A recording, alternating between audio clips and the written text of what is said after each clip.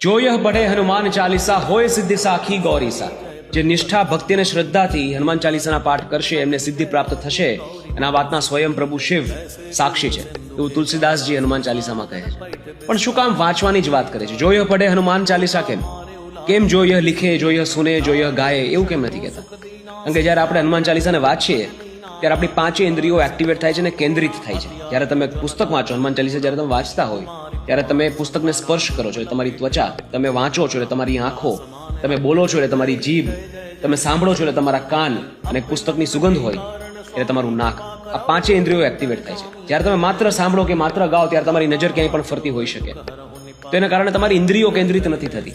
તો તમે પુસ્તક સાથે જોડાઓ, હનુમાન ચાલીસા સાથે જોડાઓ, એવી વાત આ નાના એવા ચોપાઈમાં તુલસીદાસજીએ કહેલી છે. અને આવી ઘણી બધી ચોપાઈઓ છે. લાય સજીવને લખનજી આઈ, શ્રી રઘુબીર હરશિ ઉર લાઈ.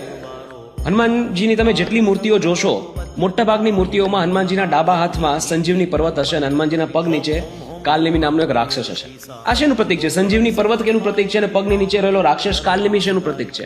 એમાંથી આપણે શું શીખવાનું છે?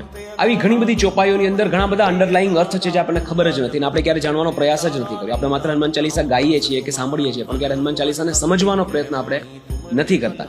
અને ખૂબ જ સરસ મજાનું પુસ્તક મને ગઈકાલે અમદાવાદ બુક ફેરમાંથી મળ્યું, જેનું નામ છે હેપી હનુમાન ચાલીસા, જે આશીષ ભલાણીએ લખેલું છે. અને આ પુસ્તક અદ્ભુત પુસ્તક છે. આની અંદર અલગ અલગ ચોપાઈઓનું અનાવરણ કરેલું છે. ચોપાઈઓની સાથે તુલસીદાસજી રચિત રામચરિત્ર માનસના ઘણા બધા કોન્ટેક્સ્ટ આપેલા છે, સંદર્ભો આપેલા છે, ઘણા બધા દૃષ્ટાંતો આપેલા છે. મિત્રો, ઘણા બધા પ્રશ્નો છે. પ્રભુ મુદ્રિકા મેલી મુખ માહી. કેમ પ્રભુની મુદ્રિકા એમને મોઢામાં જ કેમ મૂકી? કેમ ગળે બાંધીને ન ગયા? નાસે રોગ હરે સબ પીરા, જપત નિરંતર હનુમંત બલ બીરા. હનુમાનજીના જાપ કરવાથી રોગો જતા રહેશે. કેવી રીતે? એ તમને આ પુસ્તકમાંથી જાણવા મળશે. સંકટ તે હનુમાન છોડાવે. હનુમાનજી દરેક સંકટમાંથી તમને મુક્તિ આપી શકે, પણ કેવી રીતે? એની શરત પણ એક ચોપાઈમાં આપેલી છે, મનક્રમ વચન ધ્યાન જો લાવે. પણ એક સંદેશ આ ચોપાઈમાંથી એ મળે છે કે કોઈ પ્રકારનું ડિસિપ્લિન જોશે. અને મજાની વાત એ છે કે આ પુસ્તકમાં હરેક ચોપાઈના અનાવરણ સાથે એક સરસ મજાનું ચિત્ર છે. ચિત્રો ખૂબ જ સુંદર રીતે બનેલા છે અને ચિત્રોમાં સૂક્ષ્મ અક્ષરોમાં ઘણી બધી વાર રામ લખેલું છે, જે તમારે શોધવાનું છે. એના કારણે તમે પુસ્તક સાથે કનેક્ટ થશો. It's not just a book, it's an experience. કે તમે પુસ્તક સાથે જોડાઈ જાઓ, તમે કનેક્શન ફીલ કરો, તમને એવું લાગે કે તમે કંઈ સારું કામ, ભક્તિનું કામ આ પુસ્તક વાંચીને કર્યું અને થોડું ઘણું તમે વધારે ભગવાનને, હનુમાનજીને જાણવાનો પ્રયત્ન કર્યો.